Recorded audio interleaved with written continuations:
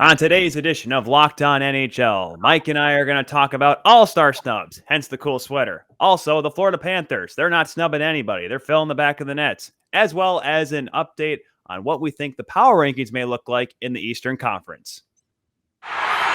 You're Locked On NHL, your daily podcast on the National Hockey League.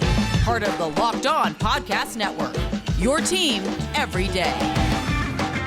And hello, ladies and gentlemen, and welcome back to another episode of Locked On NHL. I am one of the hosts of today's program, Locked On Capitals host as well, the insider of the insiders, Tyler Kuehl, and to my left, as always, every Tuesday from Toronto, from Niagara Falls, from everywhere in Southern Ontario, Mike Distefano. Mike, how you doing today, man? Oh man, whether you're from Niagara Falls, you're from Toronto, it's been a heck of a snowy time up here. I don't know if you've seen what's been going on. Oh yeah, you're Michigan, right? Yep.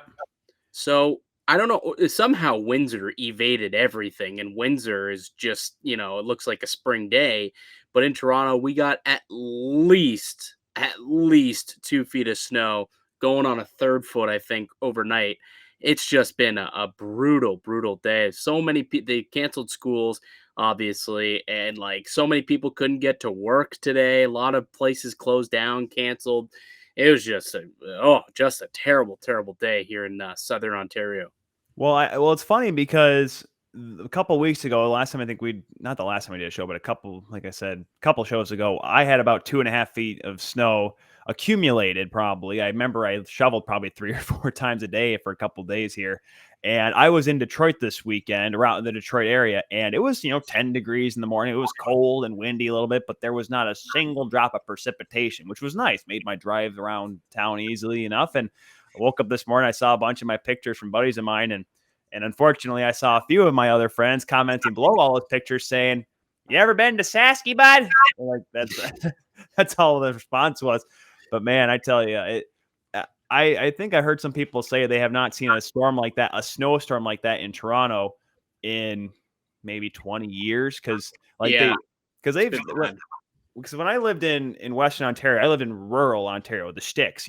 For those that are fans of Letterkenny, where the Hicks lived. That's where I was at playing senior league.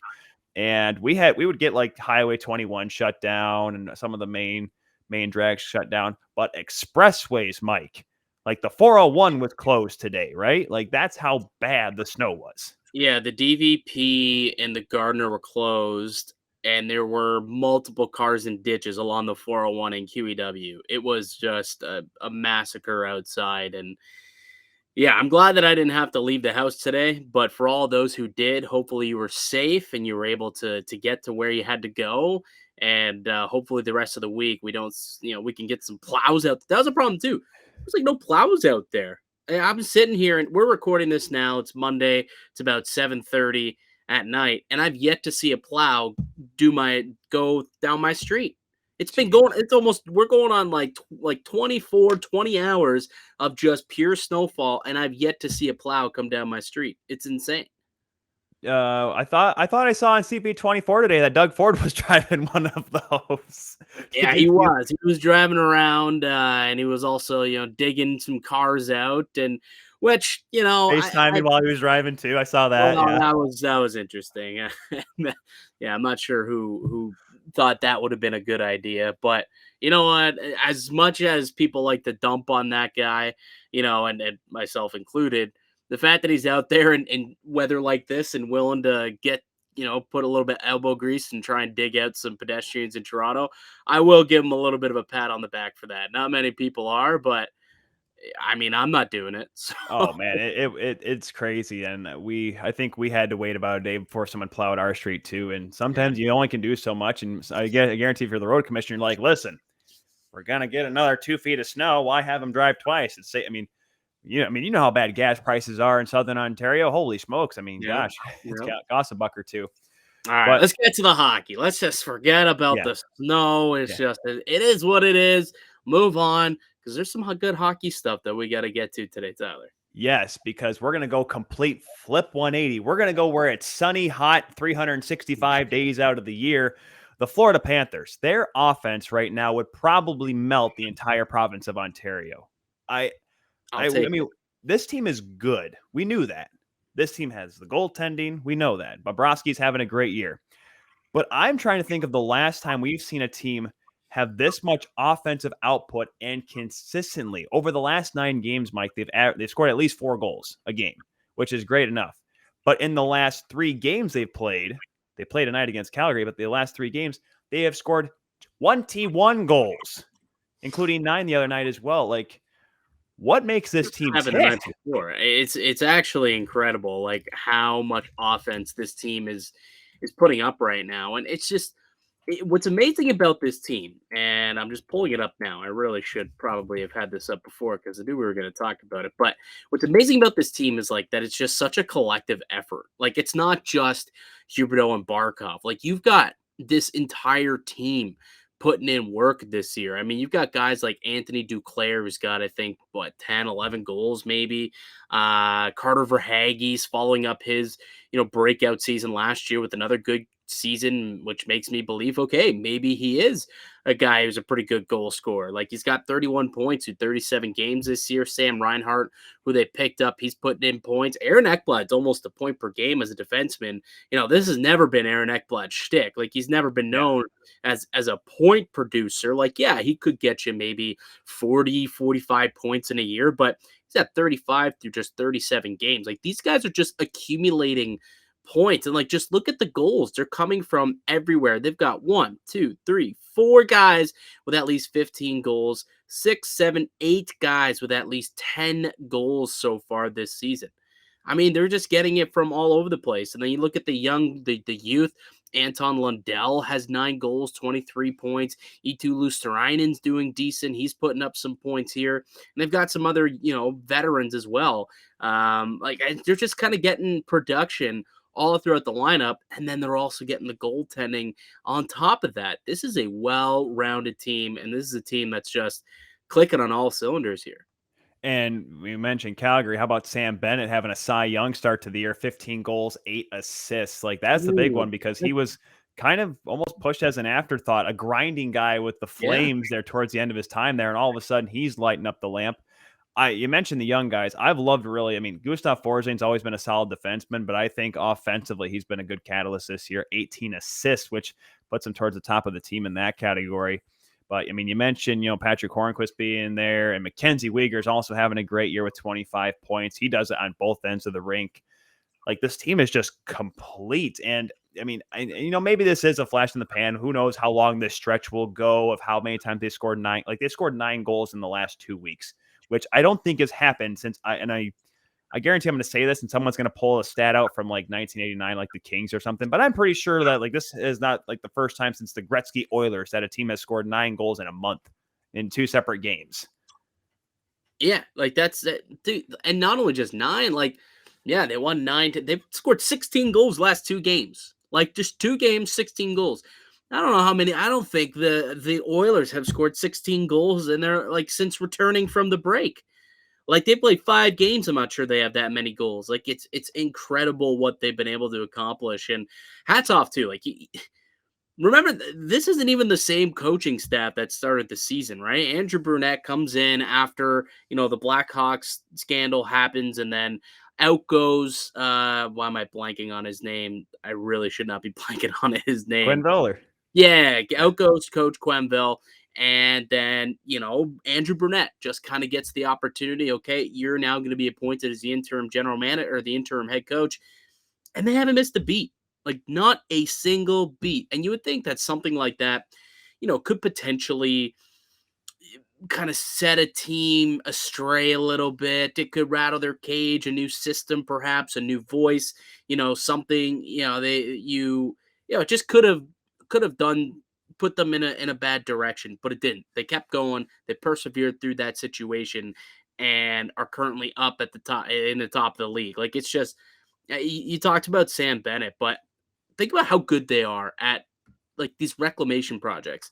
Anthony Duclair, Sam Bennett, Carter Verhaeghe. Like these are 3 guys who virtually were not getting much, from anybody.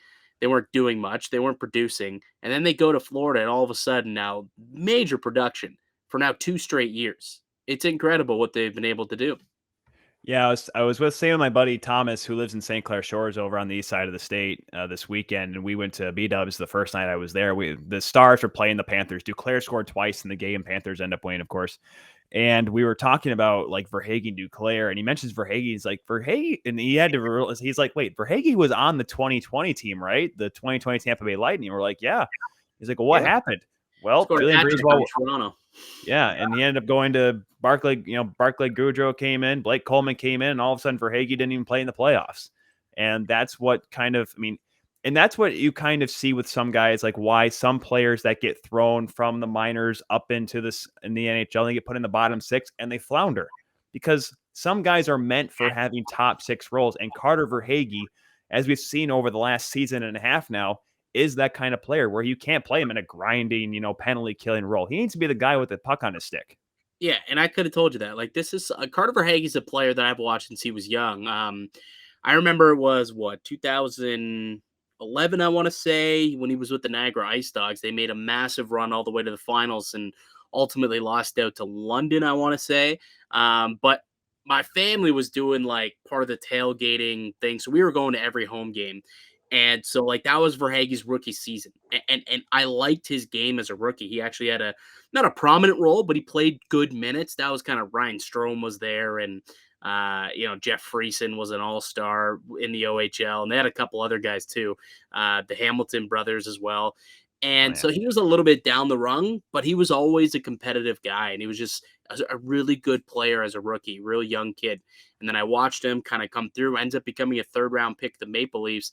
They gave up on him. They traded him away a couple of years back for like Michael Grabner in a kind of a contract dump type of situation. And all of a sudden now you look at him and he's putting up 30-goal seasons in Florida. And it's like, where did this come from? Who the heck thought that would be the case when he was putting around in the AHL, couldn't hack it with the Marlies, couldn't hack it with the Syracuse Crunch or whatever the heck, Tampa Bay. I'm pretty sure it's still Syracuse. And now all of a sudden he's up in the NHL putting up a 30 spot. It's incredible. Also, I had to look it up because I remember because how he went around to Tampa. I had to look up that trade for Mike. You said Michael Grabner. So Michael Grabner comes in September 2015 from the Islanders. The Islanders got Matthew Finn, Taylor Beck, Tom Nielsen, good old Christopher Gibson, and Carter Verhaeghe. Then a couple years later on free agent signing day, he gets flipped to Tampa. Guess who he got traded for?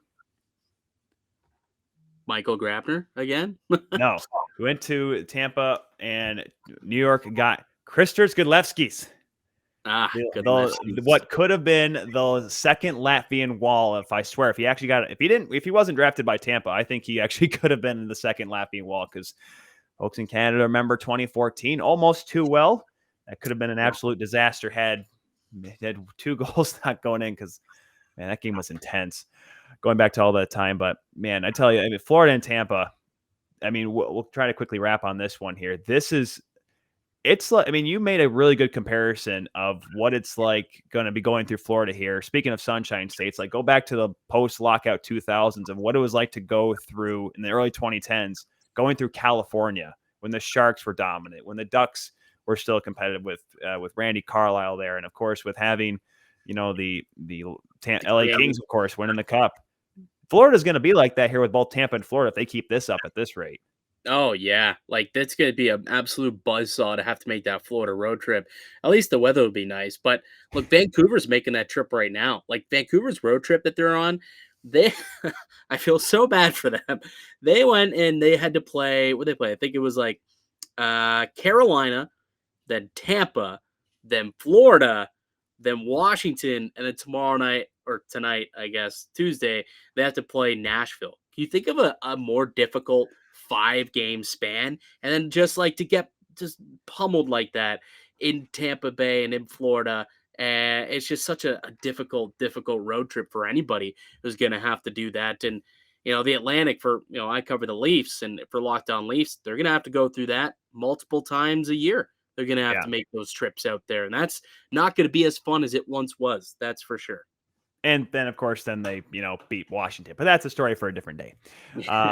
we'll move along here because we could probably keep talking about how good Florida is for literally ever, it seems like. But guys, it is the new year, so that means New Year's resolutions. So if yours is about getting fit or eating healthier, make sure you include Built Bar in your plan. Built Bar is the protein bar that tastes like a candy bar and maybe even better than a candy bar. As Built Bar makes it easier to stick to your resolution because it tastes so good, you'll want to eat it, unlike other protein bars, which can be chalky or sometimes taste like a chemical spill. Here's an idea for this year. Go to all your secret treat stashes at home, in the pantry, at the office, in the car, wherever, and throw out all those sugary or calorie-filled treats and replace them with Built Bars. So when you're craving a snack or treat, you can reach for something that's healthy and tastes incredible. Go to Built.com right now to use the promo code LOCKED15 and get 15% off your order. Once again, use LOCKED15 for 15% off at Built.com. Now, I like to have a game on in the background for those that do not know here on Locked On NHL in my studio here. Got a nice little TV that my wife kind of loaned to me when we got a nice 60-inch TV for our living room. And Blues are playing right now. It's Chris Pronger night in St. Louis. And I wanted to mention it, Mike, because obviously I know it pertains a little bit to the West because, well, Mike, actually, no, you're right. He did play for Philadelphia. I forgot he was in the 2010 run there. What were some of your favorite, just quickly touch on this, what were some of your favorite Chris Pronger memories? Because at one point, like, he was arguably one of the best defensemen in the league. And during the time in the late, what? Yeah. Oh, absolutely. Like, I couldn't agree with you. During like an era that saw Niedermeyer, Scott Stevens, Ray Bork, like, he was still one of the guys that, I mean, dare I say, stood head and shoulders above everyone else, but that's what helps when you're like 6'5". I mean, what were some of your favorite members of a guy that wore 44 for the Blues for a couple of years? Yeah, so it's funny because I was talking to Jamie McLennan today, who played with him in St. Louis, and he was sharing a story about the year that he was like on pace to have a he was going to be like league MVP, win the Hart, and like he was just going to have an unbelievable season.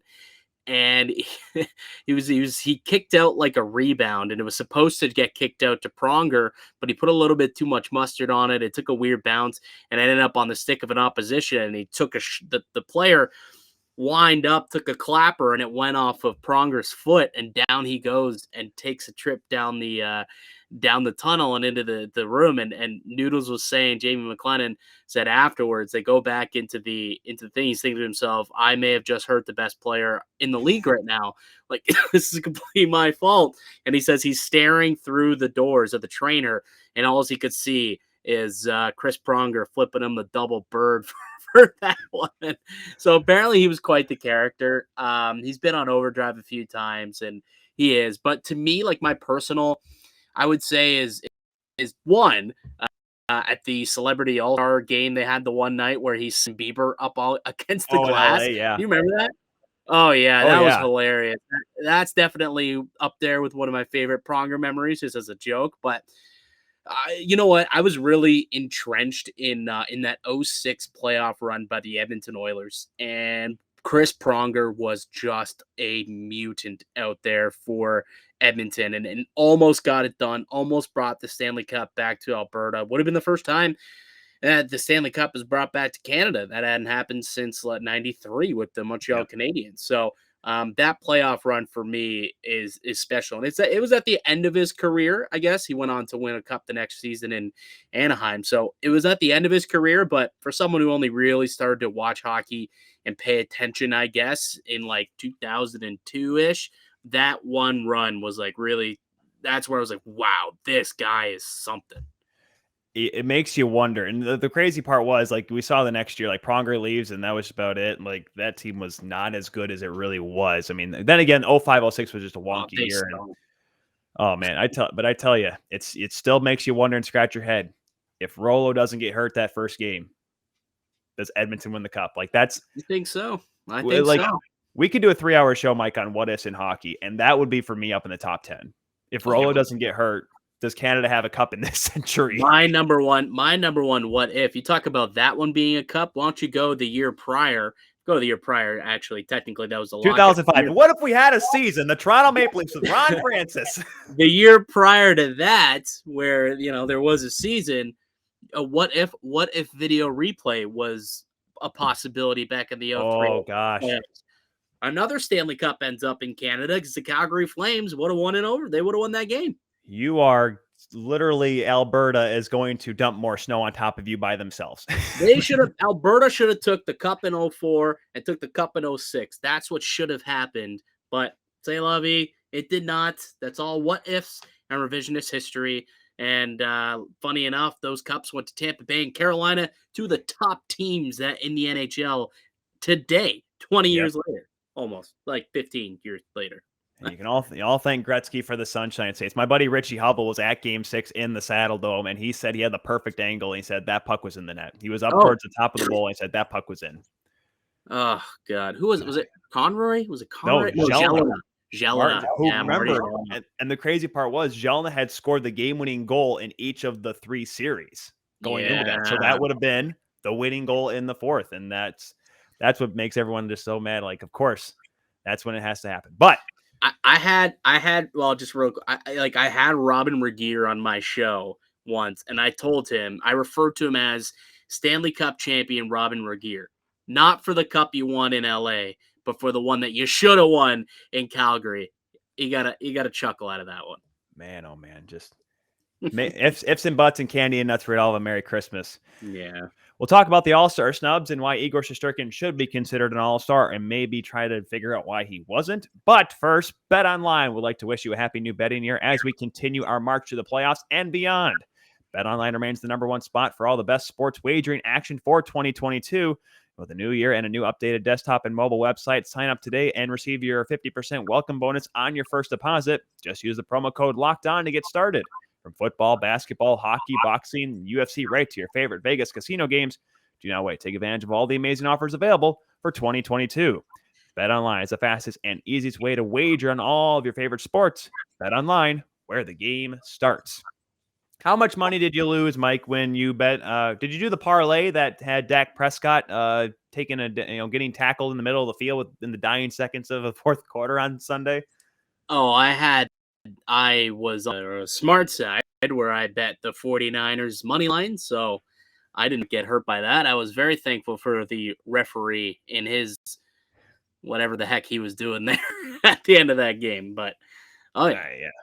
Well, I was crazy. I was in Rochester. I was at the rink and had the game on in the lobby, and there was a few Cowboys fans because there were a couple teams from Texas that were at this showcase this weekend, and they were going, "Oh my gosh, go, hurry up!" They're all screaming around or whatever, like losing their minds, and they're all of a sudden every F-bomb in the world just came flying out when the clock hit 000. So, yikes.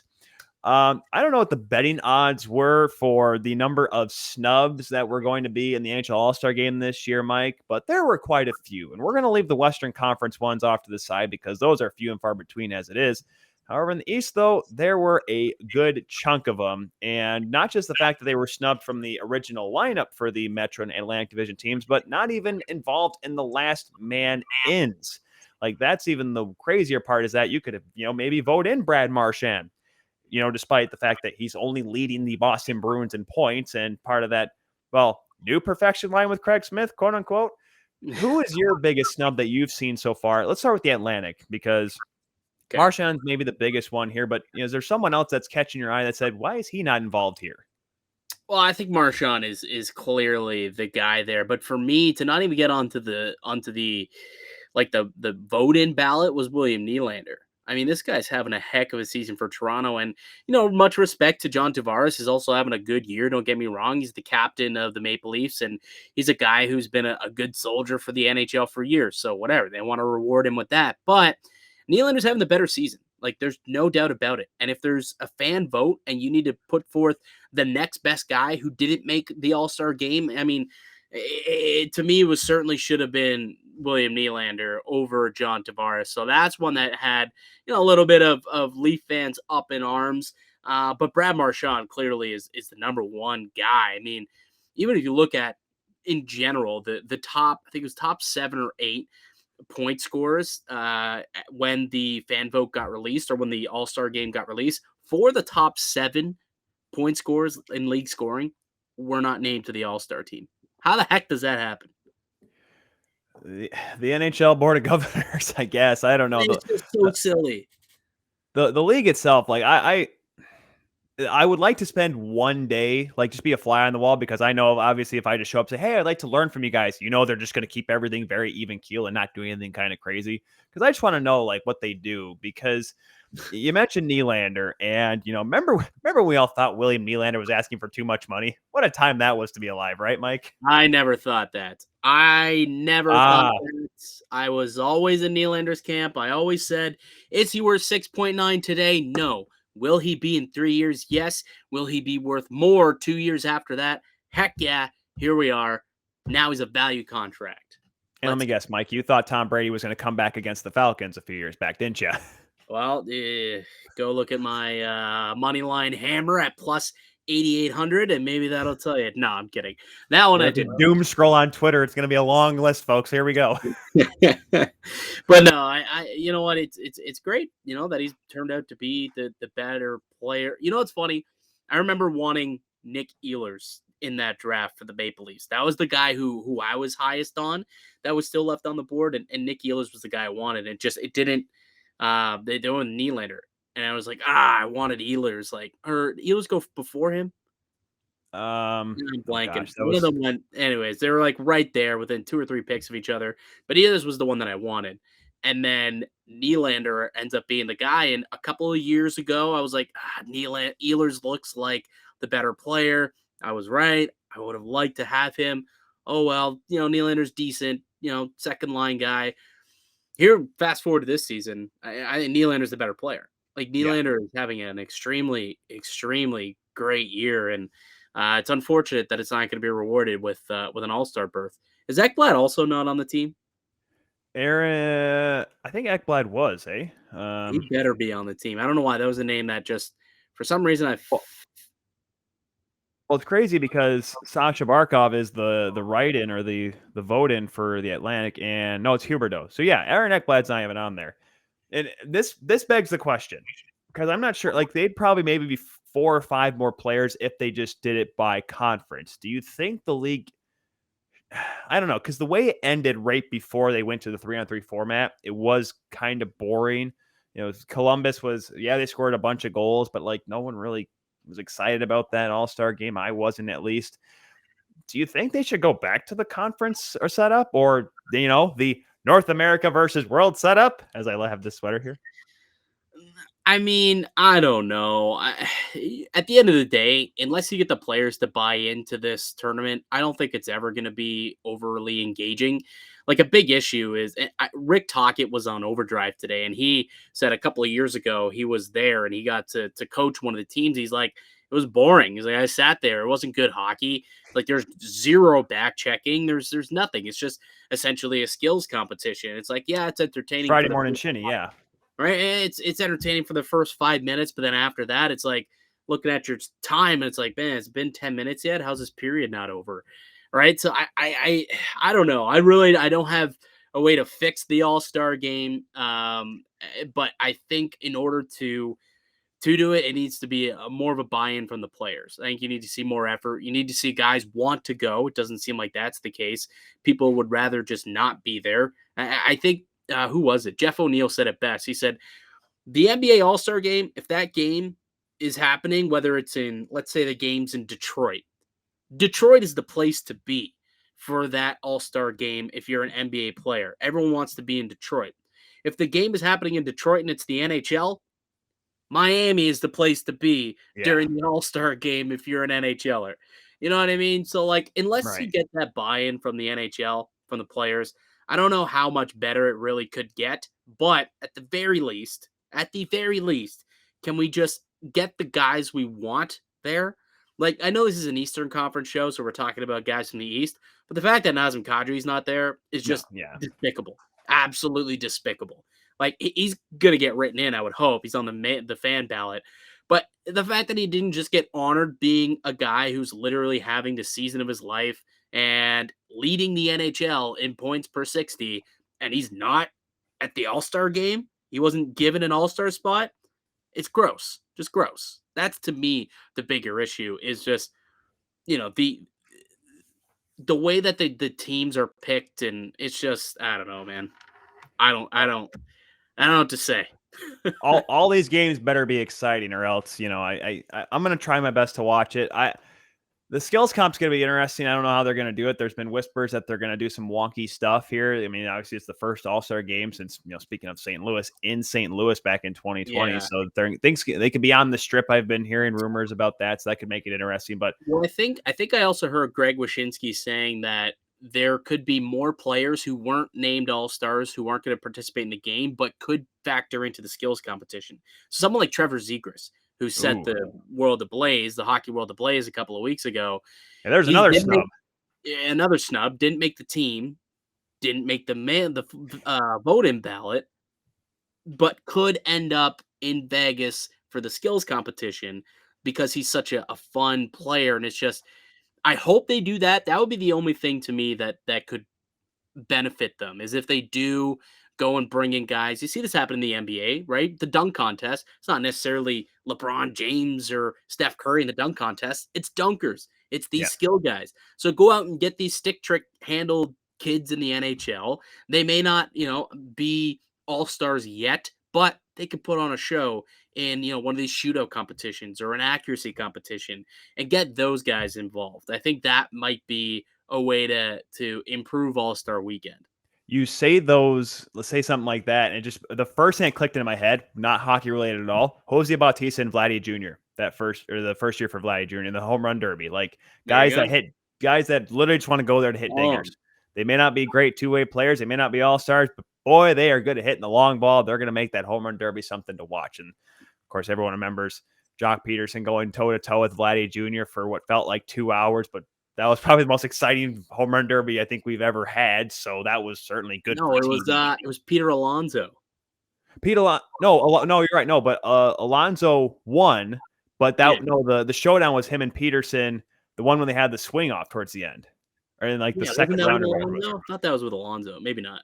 No, I remember he winning that one. Yeah, but you like that. That's exactly what it is, right? Bring in the guys who have kind of their specialty and allow them to show that off. It's the best product that the NHL could possibly do. And for a league that just got a brand new media deal with ESPN, you would think that they would have done something different this year to try and please their new providers. Doesn't look like they really have done that. I'm just a little bit surprised. Yeah, it'll be interesting what they try to do coming up, and All-Star Weekend coming up here shortly. Quickly before we go here, 2 bits of news, and we'll talk about the power rankings, what we think, who's going to move up, who's going to move down before they're released tomorrow here on the Locked On Network at Locked On Podcast Network on Locked On Network, on Twitter. Follow them there, where you'll get them. The Boston Bruins announced that they're going to retire Willie O'Ree's number 22, tomorrow before their game against Carolina Hurricanes. Congratulations, of course, as today down here in the States is Martin Luther King Jr. Day. Certainly well-deserved for the great Willie O'Ree. As well as the Premier Hockey Federation, formerly known as the National Women's Hockey League, is going to have a big announcement this morning. So by the time you're listening to this, check them out, as they had an announcement that is supposed to change the game and possibly talk about the future of the league as well. So certainly check them out at PHF. Well, really quickly, just as we're talking about women in the game, was it the Kings? Was it the Kings that had the first ever woman on the bench? Yes. Well, I gotta find her name. I need to know her name. 1 second. Go ahead. You talk. I'll find the name. No. Okay, you'll go. Okay. I found it. Aisha Visram. Yes. Visram? Yes, that's it. Yes, she was part of the hockey development group. She was on the bench during their 6-2 win over Pittsburgh last Thursday. Shout out. What? Shout out. Yeah, no, and that's awesome too as well. And I mean, women are getting more involved in the game. I mean, I was watching as much of a Shane Wright sweepstakes game that was, an all-female broadcast for ESPN Plus. Leah Hextall on the call for the Arizona Coyotes and Montreal Canadiens game. I thought that was pretty cool. Hextall, obviously her family certainly has lineage in the game itself. Her grandfather, Brian, her cousin is Ron Hextall, of course. So good to see her on the call there. Let's get to power rankings here before we go 3 hours on this program today here, Mike. who do you think is going to move up or down? Like, who do you think's the big mover this week out of the Eastern Conference? All right. If there's a team that I think could tumble a little bit here, I don't know. Like it's funny. I typically feel a little bit different about our power rankings week to week, but this week I feel like we did a really good job. And a lot of these teams that are sitting here, I think deserve to be here. I don't know if there's somebody who's fallen out of the top 10 or really will fall much further. If I had to pick one though, oh, geez, you're putting me on the spot a little bit. Just because I don't think there's many Eastern teams that aren't playing well. Like the East is just an absolute juggernaut right now. Maybe the Rangers, but they're playing well. I guess the Rangers aren't even playing terribly, but I can't think of a team that I want to move down. Like Washington, maybe. Like they lost one game. Who are you thinking? Well, I as I throw them up here for you to check it out here on the Locked. If you're watching the Locked On NHL YouTube channel, you see it. If you're listening, well, we put it up for you.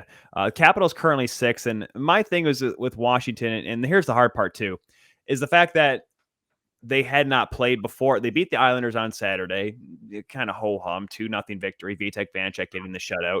Then they lose to the Canucks on Sunday in a game that, they started off a little bit slow. You can chalk that up to playing the second half of a back-to-back, and the Canucks were just desperate to get a win on that East Coast swing of theirs, of course. And so I think, they may move down a little bit. I may have been a little too harsh. We were talking before we went on the air. I'm like, this team is falling out of the top 10, and they are going down to 11. But then again, it's really hard to look at like the Nashville Predators and say, that the Nashville Predators right now are not playing not playing better than the Capitals. And that's the hard part. And Vegas is also playing well. And, those teams maybe could jump them. And of course, Pittsburgh is knocking on the door right now of the Washington Capitals. So, the Rate Caps could easily pick it right back up next week if, once they get some games going. They've had 2 week-long breaks over the past couple of weeks in between games, it seems like. So, so maybe the Capitals won't fall back. I think the Rangers should move up a little bit, whether they just jump over the Capitals for this week and whatnot. We mentioned it earlier. The fact that this team's winning games without Shesterkin shows that they are a little bit deeper than we think. How long will the Rangers be up towards the top 5? We'll have to wait and see, like we mentioned earlier. So I say the Rangers move up a little bit, and I think Pittsburgh, it's hard. It's a 4th place team. It's Pittsburgh, but they're in the top 10. But the way they're playing as of late, it's hard to not say that Pittsburgh is worth being up towards the top of the NHL, wouldn't you say? Yeah, my biggest issue is there's a couple of teams here that are red hot, and how do you move them down? Let's look at the NHL standings right now as we sit. And if you take a look at, all the top teams in our top 10, they're all on fire. The NHL seems to be split into 10 teams that are just a murderer's row. You got the Rangers, who we already talked about. Carolina's 7-2-1 in their last 10. Pittsburgh's won 8 of their last 10. They're coming off an 11-game winning streak. Right. Tampa, they've won 3 in a row. Florida, they've been a juggernaut. They've won 4 in a row. Boston's won 5 in a row. They're 8-2 on the year. Maybe you can move Boston up a little bit. Toronto's won 7 of their last 10. A lot of these teams in the East are just killing it right now. Maybe Columbus, maybe falling back down to grace as we move a little bit outside of our top 10 that we were looking at. Columbus, who's currently sitting, where are they sitting now? 23rd. Maybe they end up moving down a little bit more. That's a team who's starting to fall back to where we thought they would. The Ducks on the west side, I guess, are another one of those teams. But in terms of our top 10, I just don't know, who are you moving down? Because everyone's on a roll. Right. It's the best problem to have. Watching, you get to watch great hockey every single night. A bunch of these teams in the East here. The big trivia question this week here, speaking of East teams, is the Detroit Red Wings hot off their sweep over the Buffalo Sabres this weekend. Do they jump the Edmonton Oilers, who just had a laugher of a collapse? Dare I say, Toronto Maple Leafs-esque collapse. 5 goals in the third period to the Senators, who had played, remember we talked about it last week, 3 games in the last half decade. Holy cow. Yeah, it's not good. It's not good out in Edmonton. They haven't won a game since the return, the holiday break. They haven't won a game. Yeah, They can't remember Stuart Skinner, and Stuart Skinner's the problem. Remember that. Yeah, that's well, he is part of the problem. Like, let's not say he's not. I mean, realistically, they scored 4 goals at home. That should be enough to win a game. I'm saying is the fact that there should have been a better plan for the goaltending, and it starts with the people up top in the office room there in the front office. So, and I did you see the thread that came out? We'll finish up on this here. Did you see a thread? I forgot who posted, but someone went through the year-by-year transactions starting from 2012 for Ken Holland, and it was just a laundry list thread of bad ideas. David Legwand, bad ideas. Like when they brought him in, I was like, oh boy, like go look at the last 5-10 years. Like, it's just not great. Realistically, Ken Holland, here's what I realized about Ken Holland. Like, yeah, okay, he may be a great guy, but as soon as the salary cap got brought in, what's a good A, draft pick, B, trade, C, signing that he's made? Yep. Well, find me one. Legitimately find me like a steal, because back in Cromwell was drafted before the lockout. I remember that. Right. He got so lucky with Datsuk, with Lidstrom, with Cronwall. Like, all those guys turned out to be studs, and that really propped up that team for like a 15-year span. And then that was still just, they had Yzerman, who was also an unreal player. Then they just bought, Luke Robitaille, come on down. Shanny, come on down. Rafalski, let's go. You know what I mean? Like, they was just buying players. Brett Hull, come on, come win a cup with us. You know what I mean? And it was just Fedorov. But then once the salary cap came in, and once it became a draft and develop league, Ken Holland hasn't done anything. That team hasn't done anything. Now they've got a decent guy up there, and it seems like he's made some really good picks with Mo Seider and Lucas Raymond, and they're probably a team that could move up the standings a little bit. Not quite high. They're not going to reach the top 15, but the fact that we're 35 games into the year and they're still hovering around, somewhat in a competitive situation, I think is pretty incredible for the Detroit Red Wings. And then the Edmonton Oilers, on the other hand, they're going in two opposite directions. Exactly, and that's the crazy part. That's still one of the biggest lies I've ever heard. People say before the 01-02 year, when the Red Wings were buying all the players, they get Brett Hull. That was like the last big acquisition. Someone said that the Red Wings some players had to take cuts of their salary to make room for him. And I'm like, you're telling me Little Caesars could not afford Brett Hull at that point? Come on, like, don't lie to me like that. Detroit, the Rangers, the Leafs, and it's sort of Colorado. Like, those were the big four with the big bucks back in the day. Like, they had no problem paying for Brett Hull and all those guys.